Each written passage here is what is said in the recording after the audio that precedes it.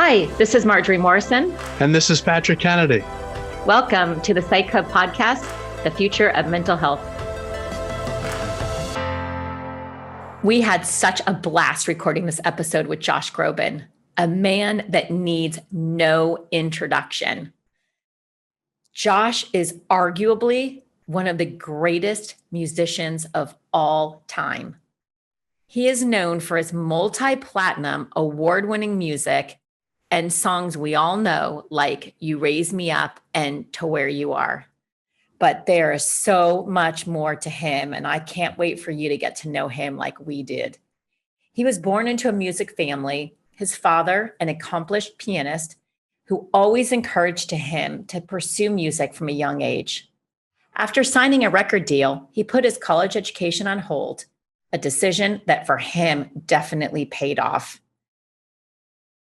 When you get to spend an hour with him and really get to know him, you will see that he isn't someone you'll have a surface level, superficial conversation with. He goes deep, way deeper than small talk. In fact, I wasn't expecting that right at the beginning of this episode, we'd just dive right in. He has a really unique lens, a way of seeing the paradoxes in the world that aren't easily resolved. And why? Even him, some days, dreams about escaping. It was really eye-opening to think that someone who has lived most of their life in the spotlight, someone that outside of COVID lives much of his life in isolation, either on tour buses, in dressing rooms, or in his own head, and that the only feedback and interactions he has, for most part, is either people critiquing his music or those that are clapping and applauding. Josh is someone that openly admits that mental health is a long slog towards a higher plateau, and that it's just so important to strive for that balance. He talks about the arts and how they've always been an important avenue for him, which is why he's so passionate about the link between music education and mental health. Despite the arts enhancing test scores and opportunities, minorities have half the access to arts education than non-minorities. However, low-income students engaged in the arts are 3 times more likely to graduate college. And students from low-income households, when provided with arts education, increase their graduation rates from 78% to 96%. In order to create a future of mental health, where our youth are raised to embrace their mental well-being, we need systemic change. We need to make arts education a priority for everyone so that they can learn early on that creative expression is such a fantastic way to manage mental health. We know everybody experiences mental health as they get older. So why not take these opportunities when they're young to teach them outlets to be able to tap into their creative souls and find ways where they can have stress reduction and go to these places at times when they are feeling the most stressed. I've had a lot of time reflecting on this episode. Josh is such a kindred spirit. Having a conversation with him really felt like a transcendent connection with me, with Patrick, and I know all of you will too. I hope you enjoy this episode with Josh Groban. Josh, welcome to the show. Humbled. I'm starstruck with the amazing work that you do. And I know I speak for a lot of people in the artistic community and outside of it that rely so heavily on this conversation, rely so heavily on feeling less alone through the work that you and Patrick and everybody at your amazing organization does. And so I thank you for inviting me and for having this dialogue in general. It's vitally important and in many cases life-saving. Well, thank you, Josh. I think you hit the nail on the head when you said less alone. I think that it's all about community, and music does so much to build community. So maybe we can hear your perspective on kind of how you came to this, but also how you think music can be an important medium in helping us improve mental health in this country. Well, Patrick, you and I had a wonderful conversation when we first met about kind of the convergence of those two worlds, and I learned a lot about the work that you've been tireless with over the course of your career and inside of politics and out. And for me, my personal feeling about music and therapy, it didn't have a definition when it was doing its most potent work for me. It was just simply something that was feeling better for me. I grew up kind of an anxious kid. I grew up, as a lot of, especially in middle school and high school, a lot of turmoil, a lot of shyness. I didn't realize until later in life that I had an attention deficit disorder. So I was having trouble with, social things and grades and things like that, and didn't understand why I was feeling so disconnected from the world around me. And so that built a lot of anxiety, and then the anxiety would tack on to a level of depression. And at a time when everything around me was seemingly on paper to be so privileged and so good, I didn't understand why on the inside I felt this torment, this shame, this all the things that come with that. And so for me, having music and having music teachers, a place to play, a place to collaborate with other students, and whether it was a choir or whether it was just bashing around the drums just as for fun, coming home and having a piano at the house that I could play around on before doing homework, and then just listening to music, being a fan of music. None of us were at that point, but especially at the age that I was at 12, 13, 14, I wasn't educated enough about mental health to know this is helping my brain chemistry. This is helping me focus. This is helping my grades. This is helping my depression. I didn't know any of that stuff. I just knew it made me feel good. And I knew that in being able to express myself through music and having a teacher that pulled me out from the back of that choir to say, and now you're going to get a solo. And then getting the response from that, from my family, from my fellow classmates, feeling confident for the first time ever in school. The planting of that seed of having, and it's why my foundation is called Find Your Light, because having that light turn on for the first time was, it was life-changing. It was life-affirming. It made me realize that there was a way for me to communicate, that I had found a language that made me the most confident and most eloquent. And it changed everything. It changed everything. As soon as I started to have an understanding of how the arts in my life and the arts in my curriculum could help organize all that chaos, I used it as a tool, and it helped my confidence for everything else. It put me on all of a sudden back of the class to the front of the class, raising my hand. Yeah, hell yeah, I want to go to the front and I want to solve that problem. Because the confidence that I got in front of a microphone or in a role in a play, I realized, I have that in me. I've got a confident thing in me. I'm going to go to the front and I'm going to use that for my math class, or to ask the right questions in my science class, or if I have to learn a project or memorize a passage, I'm going to pretend that it's a monologue I have to memorize. All the ways that the arts helped me it was all encompassing. It made me feel better. It was relaxing. It de-stressed me, but then it also provided me with a new way of understanding curriculum outside of the arts, which to this day has been so important for me. It means a great deal to have a multi-platinum award-winning singer-songwriter like Josh Groban say that, so that that you're making a difference in not just an artistic way, but frankly, in a societal way, by using your platform as a recognized artist to speak about this subject. For those of us who've been in public policy, we've known for quite some time that, as you said from your own experience, music education enhances success in particularly math, science, and the rest of your academic success. It's not just a kind of an extracurricular. And unfortunately, in many public schools, access to music is really non-existent. But I appreciate your emphasis of this, because it isn't extracurricular. It's essential to overall success academically. And then you point out very aptly that it does produce changes in the brain. It stimulates endorphins. Just like we exercise, there's a natural release of chemicals that frankly can help reduce pain, can build resilience, and, as you said, build confidence, all of which we need more of these days as we are really feeling the impact of social isolation due to COVID. Tell us a little bit about how you think, just as a consumer, we could do a better job at personalizing approaches to mental health as opposed to having it just be kind of a one-size-fits-all approach. Well, you know, I think there's a couple of things. First of all, what you said about the chemical changes in the brain.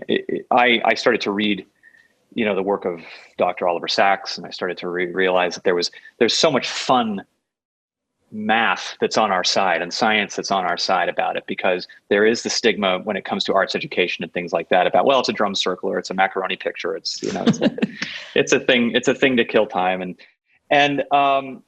it's fun, and there is great there's greatness in the fun of it too, because you want to keep kids' attention, and it may not be as life-changing for all kids, but it boosts it's a mood booster. It's great, but it does change the chemicals in the brain, and it does it works in amazing ways. And to that point that you're saying about personalizing it, the mental health journey and the discovery in yourself that you want to find ways to become more healthy. It's not a one-size-fits-all. There are many paths to choose. There are many ways to go about it, and there are many types of therapy. Not all psychiatrists or psychologists are right for all people. I went through a couple before I found somebody that I just felt was the right fit for me. Listening to music, I would also add, because of the emotional aspect of it and because of the personal lyrical side of it, we all make songs soundtracks to our lives. And the great thing about a great song or a play or something in art that you connect with is that when you talk about that loneliness, it helps you feel things or understand things in you that you either thought were you alone, or that you didn't know that you could put words to. That a great song, a great piece of art helps you learn things about yourself you didn't know were there, and this in the way that a great mental health professional can do. And oftentimes you don't know that it's happening. As somebody who's spends a lot of time in isolation, as you talked about. I mean, I'm in a outside of COVID, I'm also in isolation, because I'm either in a recording studio, or I'm in a tour bus, or I'm in a dressing room, or so I'm often seeing the world through a window. And you make music from your heart. You make music with every fiber of your being and honesty, and then you put it out into the world. And a lot of times, the only feedback you get from that is either from music critics or from a lot of people in a room clapping and cheering. And my favorite thing over the last many years, where there's been easier ways to connect via social media and things like that, is to get responses from people about songs that have made them feel less alone. As I've been having an easier time writing about more personal experiences with mental health and incorporating that into music, I'll get an aside from somebody who comes in. They'll do a meet and greet, and they seem like they've just got it all together. They're walking out, "Hey, John, hey, how you doing, man? Hey, oh, great. Oh, it's my wife. They're doing great." And they're just, I feel like this guy is a whatever. He's a runner. He runs a hedge fund, and he's got a Ferrari out back, and he's here because he won a prize or something. And and he'll pull me aside. Somebody will pull me aside, and he'll just say, "Look, the song River, I understand. I just want you to know I understand. I go through it every day, and I want to thank you for that." And that's the kind of thing that makes it so special for me, because the fact that what music has done for me, I'm then able to express myself and connect with people, feel less alone with strangers, with people that I've never met before because of that. It's incredible. But Patrick, to your point, I rely on, you and Marjorie and those that dive into this on a much deeper and professional level as far as what the options are. I'm one of those people that has said, don't be afraid to reach out. Don't be afraid to start the journey, because it's not always easy at first. It's not always a clear line. And the expectation of what you want from it can sometimes lead to disappointment on the way to certain enlightenment about yourself. And as somebody who gets very easily frustrated and disappointed by things, it's important if you make the decision to reach out and to get help and to try to understand yourself better and to be kinder to yourself in the process, that kindness should go across the board of the process too, because it's not an easy process. There are going to be times where you slip. There are going to be times where, you work with someone that you think is going to really help you, and they say a bunch of things that just don't resonate or don't connect or make you feel even worse, even sometimes. And that's going to happen. But it's the decision to take the baby steps, to take that journey for yourself, that I promise is worth it. If you just have to keep going. We have to keep going. I think you nailed it when you said your unique challenges are not unique. They're frankly endemic in this world. And that is the role of social media has so bifurcated the worlds from kind of, as we call it in recovery, the inside job versus the outside job. Yes. And reconciling that our meaning and who we are is not what others say, as we like to say in recovery. What people think of us is none of our business. But it's building. Our psyche's not meant for the magnifying glass. We think we are. We think we are. And these tech companies, they are taking advantage of the glitch in our system because we think we're in control with it. We think that boost we get from a favorite or a like or a connection or whatever is helping us, and it's all part of it. And I can stop anytime I want. And it's, but the sense of self that we're all kind of collectively grappling with because of these technologies, it is making us more inward. It is making it harder with all the noise and all the connection. There's a loneliness. It goes both ways too. I have enjoyed hearing testimonials from fans and people like that on social media as well, where they've been able to reach out and say, I'm going through something, and people say, I'm going through this too. That I think is the original goal of what social media was supposed to be, to just connect in a very simple and very human way. But it has taken a dark turn in the last 5 years and or longer. Yeah. It's interesting. Earlier, and you mentioned about confidence and how that confidence in high school really was what set you apart. And I think that's probably one of these critical things that we don't, it's like life is about kind of taking these risks, and these risks hopefully give us some confidence along the way to take more risks. For you found that confidence in music, and I know both of your parents had backgrounds in music, and so maybe it was like a natural channel. Do you ever think about what would be like for kids who are struggling with their confidence, which social media does to so many of us under that magnifying glass? And music, like you, it's what resonates with me. It's like, that's how I clear my head. So I don't know, have you thought about, like, for you got there naturally, for people who might not get there naturally, how to connect with something? I think that, and I am so grateful that I didn't have to go through some of my most tumultuous and formative years through the lens of a social media filter. I think that if I had felt, I really, I have a lot of, I think the generations under, Gen Z gets a lot of slack, but there's a lot of pressures that are in their world that I am very grateful I did not have to grow up with. There's a lot more, there's an energy and an information boom and a magnifying on the self and self-image boom that I think that our brains have not evolved yet to handle. And so it's, they say that one of the greatest killers of depression and anxiety is finding ways to give back or go out of yourself, and altruism. And the idea that if you take yourself out of yourself, depression and anxiety and self, loathing and all that stuff, it actually makes you an unexpected narcissist, because what's happening is you're making everything about you. It's just that it's not in the other term. It's not an ego thing. It's I can't stop thinking about how much I need to change or I need to be better for other people so I can be seen a certain way.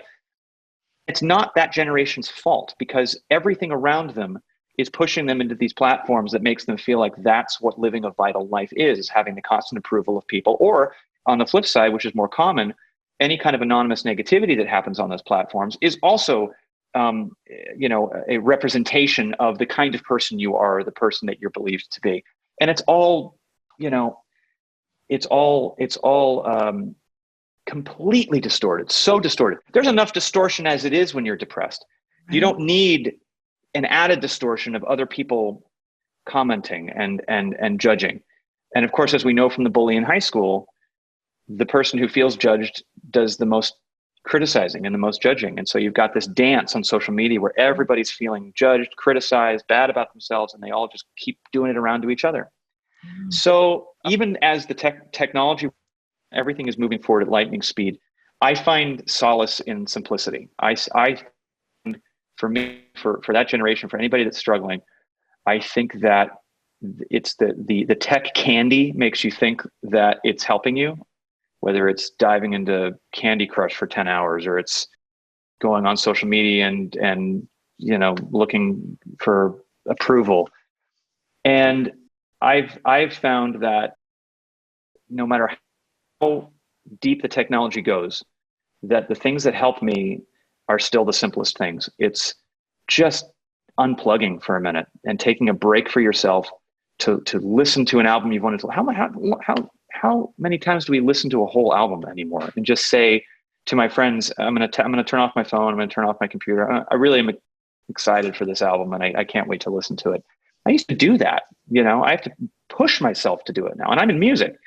And so I would say, keep it simple. Keep your goals simple. When you're in a dark place, find things to accomplish that you can really knock out of the park, whether it's, cleaning out a cluttered drawer or trying a new simple recipe or just deciding to take that hike, whatever, something that you're going to get through no matter what, and just knock that down. Connecting with people, depression, isolation, loneliness, it makes you feel like nobody cares, nobody's interested, and that no matter what anybody says, they're not going to help. I push all the time for people to call, suicide hotlines if they need it, to reach out and make those calls. And I'll get 2 responses for that. I'll get people saying, I've done it, it saved me, it's fantastic, there should be more awareness for this. And I've also gotten people saying, I don't feel like I'm getting what I need from it. I don't feel like they care. I don't feel like, and that's the demon talking. That's the kicker about something like depression when you're in that dark space is not just, it takes an extra step than just reaching out. It's also giving yourself just a modicum of permission to let someone in as well.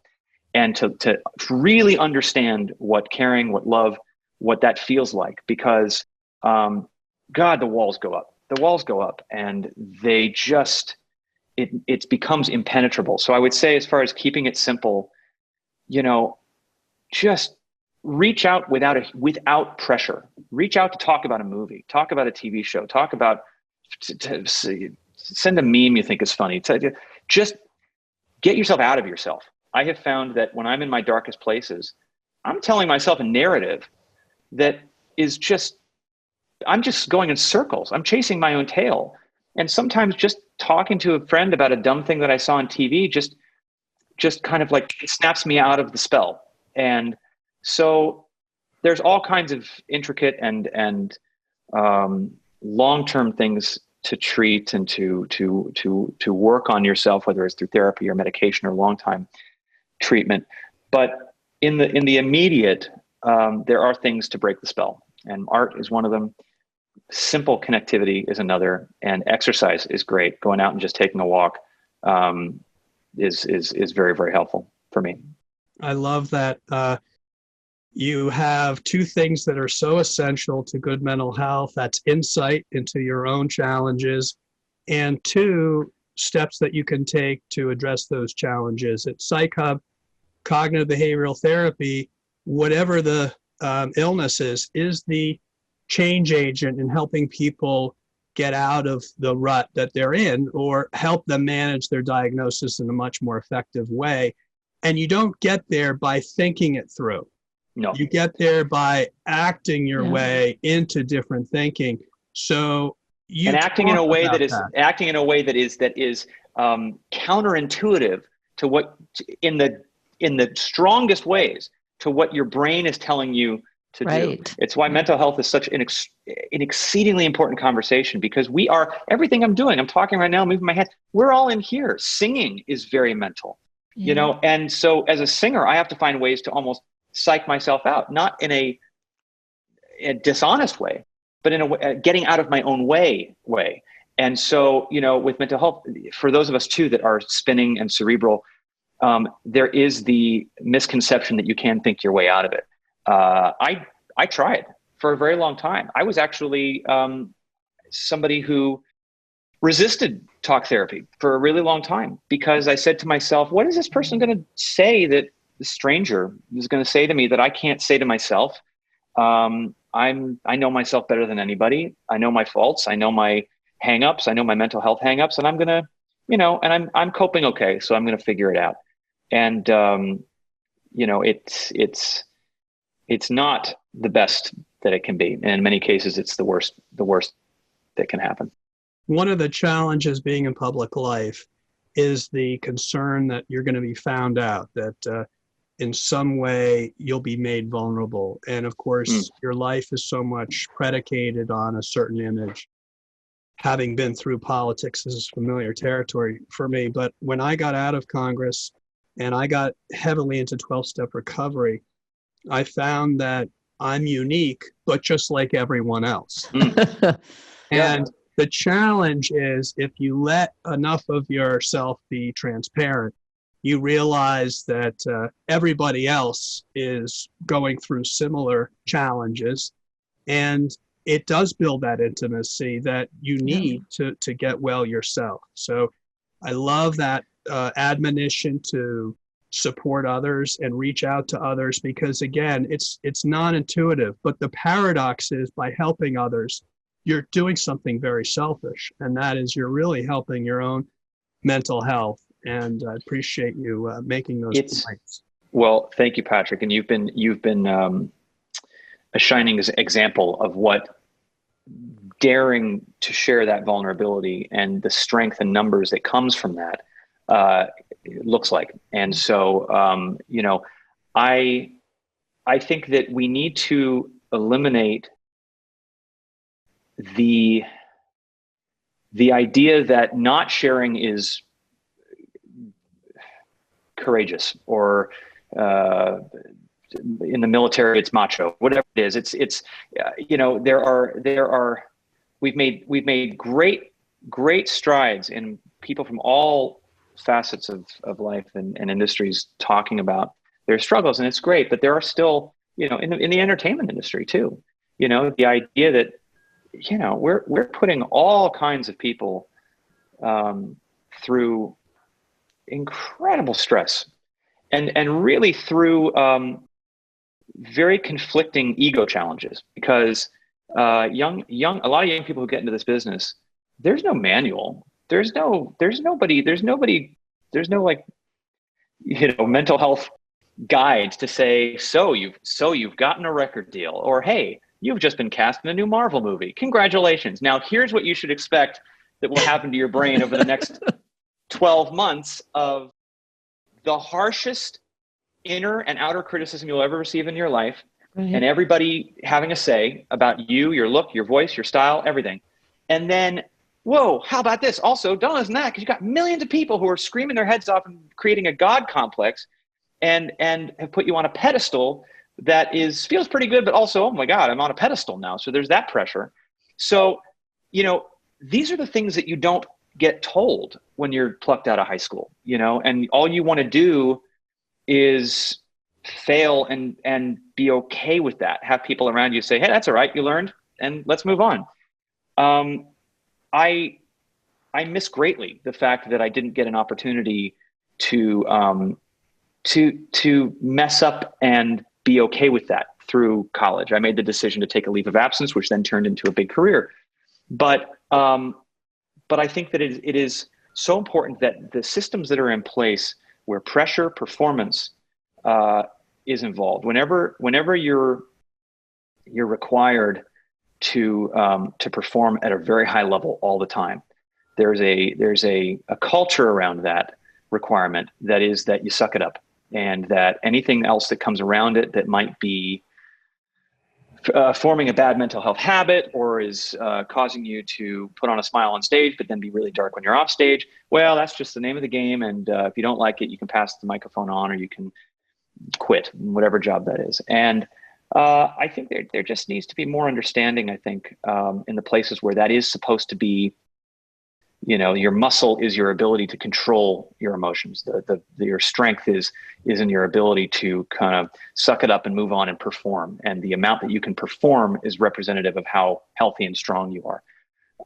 It's a backwards approach because, as I mentioned, the voice, the mind, all artistic sides of it, it's all connected to mental health. And I can directly look at performances and things like that where I know I was going through a dark place and thinking to myself, well, that struggle is good for the art, man. That struggle is good for, that's part of it. And just going, I don't know that guy.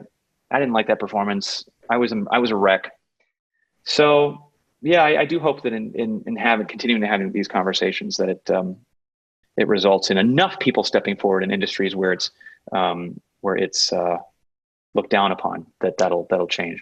I also think both of you very similarly are using your voices to make in different ways to make it okay for other people. I have watched Patrick speak so many times, and 100% of the time, somebody will say to him and make him feel like, I never knew, I thought it was just me, or, I didn't know, and thank you. And right, is that not fair to Patrick? Like there's always he opens up and is so vulnerable, and then everybody around him is able to be vulnerable. And when you talked about, the song that people just immediately can connect, you raise me up, but like, I got it. You're talking to me. Like, I think in a way you also are able to connect with people and make it okay for them to not be okay or to express themselves. And so I'm just so grateful that there are people out there, in addition to making it okay not to talk, to give a platform to make it okay. And it doesn't have to be a coming out about mental illness either. It doesn't have to be that at first. I'm happy if I'm singing a song that's either inspirational, like that song, or a song that might be about something sad that I've gone through, whatever it is. I know that when I would sit in those audiences for the first time when I was younger, I knew that I was experiencing something that was both very healthy and also very private. And I didn't feel the need to talk about it. I didn't feel the need to shout it to the rafters and bring other people into that yet.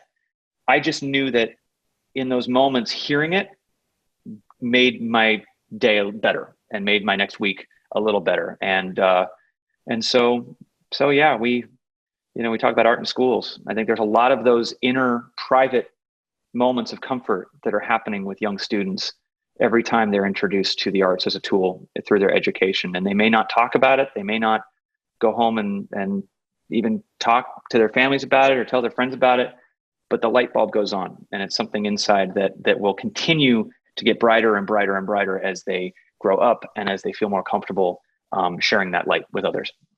I was interested on something from my own experience. It took me hitting a wall and then changing everything, leaving Congress, leaving where I lived, and leaving the way I lived, so that I entered a world with a spouse, ultimately 5 kids, and it's a 3-ring circus in the house, but it's not the 3-ring circus that I used to thrive on. It's not, getting out at the White House and going in. It was not making a vote and feeling as if I'm all that. And it's not hanging around with the big celebs. It's a very quiet and otherwise pedestrian, non-exciting world. But in a way, it gave me a new lease on life, because I had to do something completely different than what I was doing before.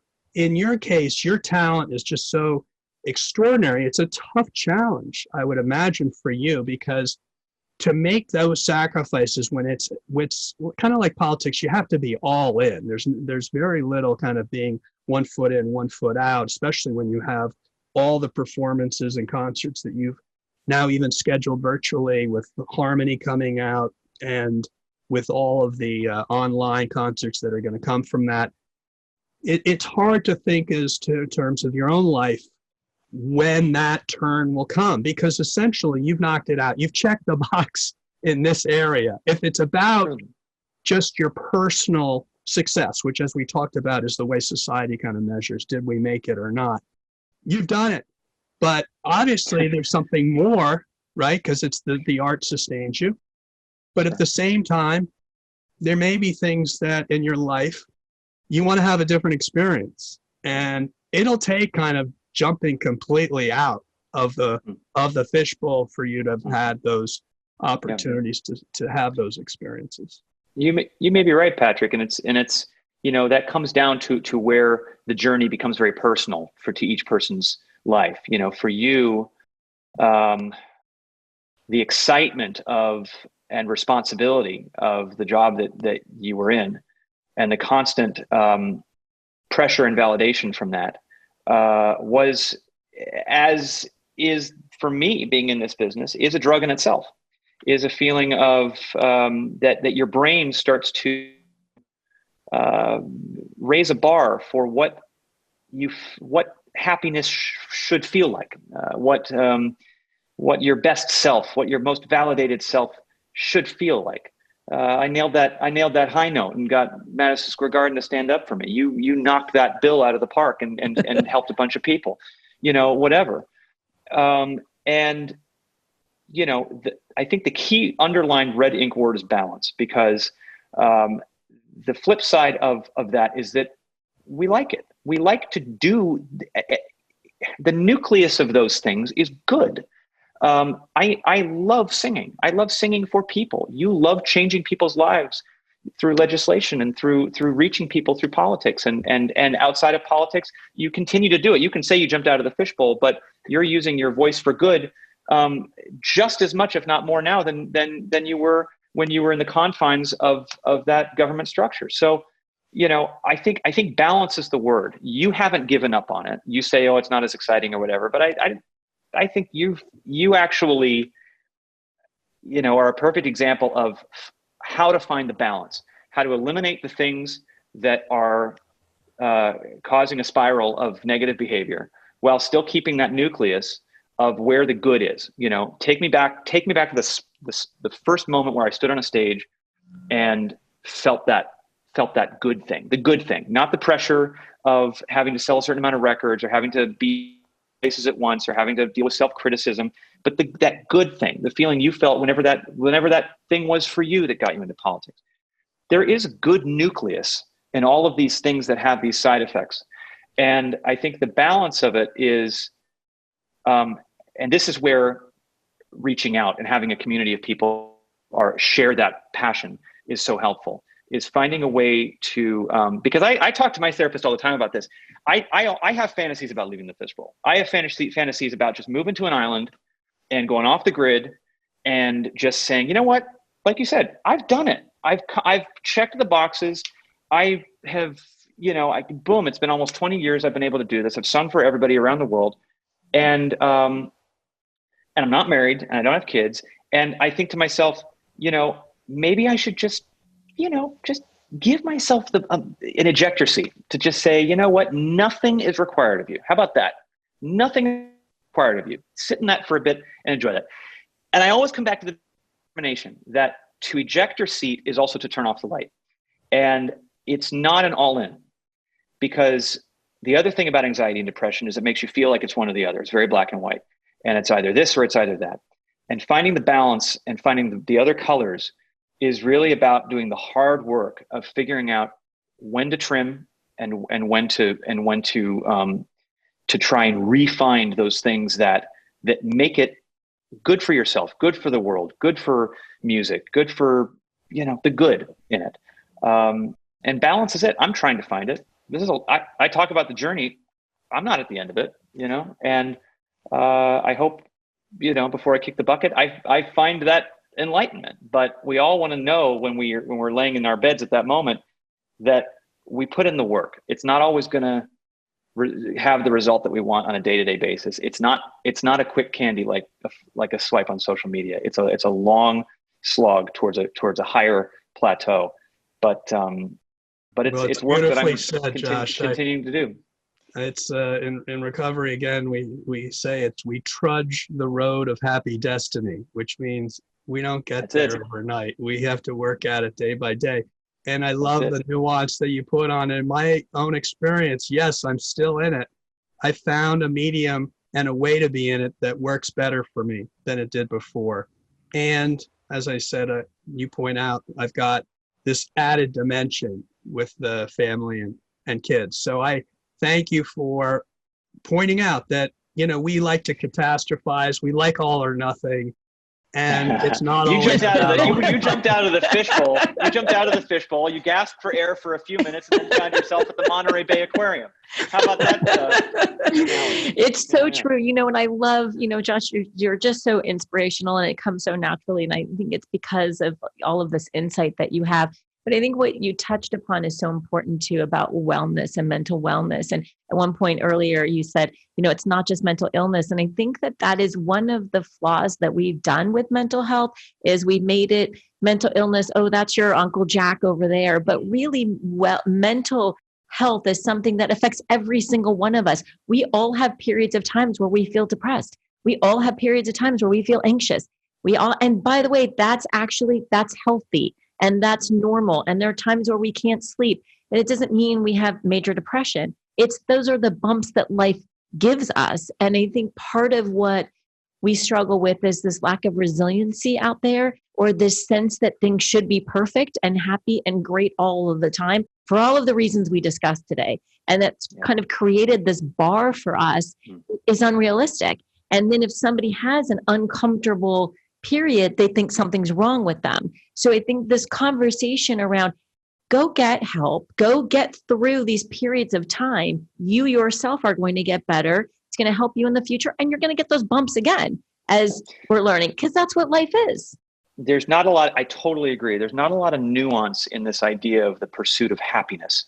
The word happiness is a much larger picture than just that. It's vitality. It's the ups and downs of love and loss and struggle. And, one thing, elevates the other, and it's the journey. And so, I agree. It's the resilience of knowing there are going to be bumps. And even for those of us that are on a social media filter where it looks like we're just only showing our best life, there are so many bumps people don't see. And there are so much trudging that needs to be done in everybody's life, that we can all share in, and hopefully feel a little less pressure to just show the final result all the time. Well, I love the album Harmony, the name of it. Thanks. I just kind of, I felt like, this album was made in two parts. It was half of it was done before quarantine, and then the other half was after everything changed. And we were trying to figure out how to best represent, the time that I'm in, the songs that I want to sing to feel better right now. And then a couple of unexpected original songs popped in there, and the word that just kept coming back to us is how do we create a continuity and a harmony with this album?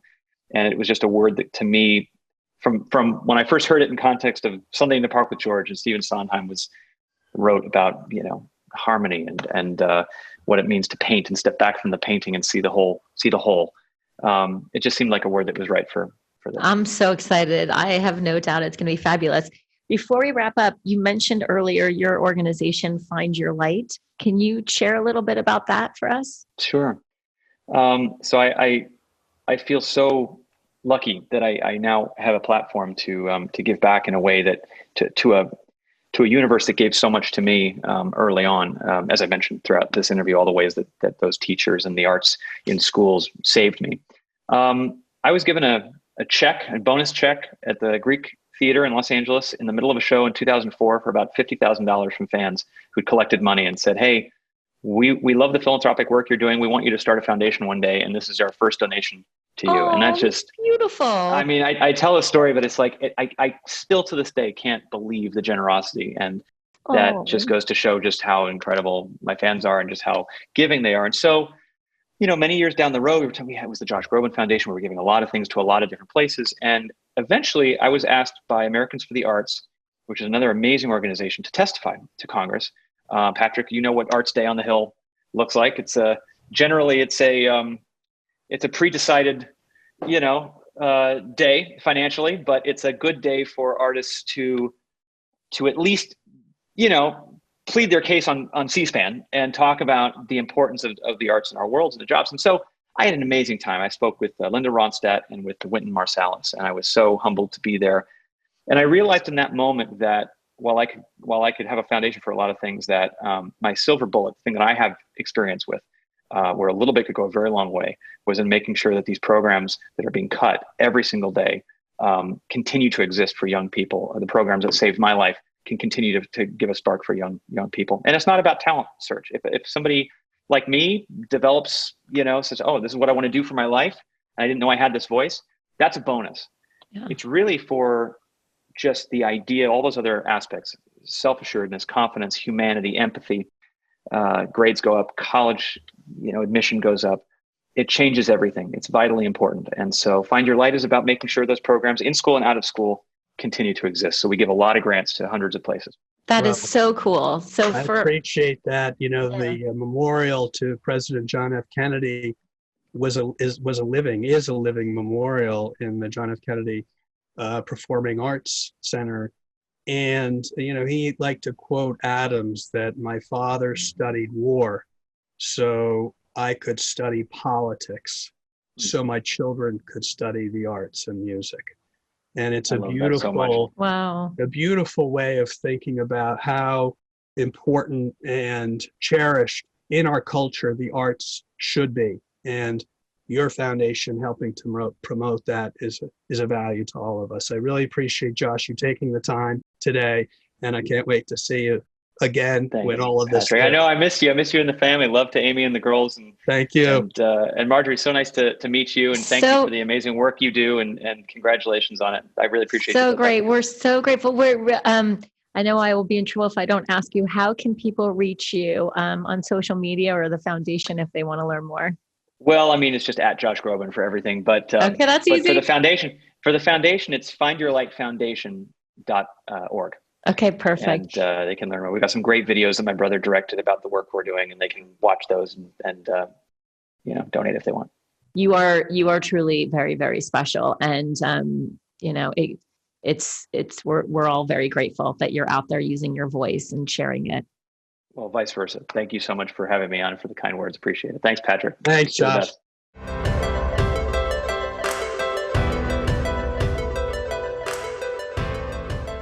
What's cracking, Hope Nation? It's your friendly neighborhood Kevin Hines, and here is your brain health tip of the week. Connect with others. Sometimes connection is a heart-to-heart, spill it all out talk, but sometimes it's just a laugh out loud email. As a result of social interaction, dopamine is generated, which gives us pleasure. This is crucial. There was a study done by Perspectives on Psychological Science that showed that social isolation has health effects equivalent to smoking 15 cigarettes a day. So pick up the phone and send a text to spark that conversation and build on your connections today. Remember to connect. As always, thank you for listening to our podcast. If you enjoyed the show, drop us a review. If you haven't already, subscribe to our podcast for the latest episodes. For the latest insights, check us out at psychhub.com.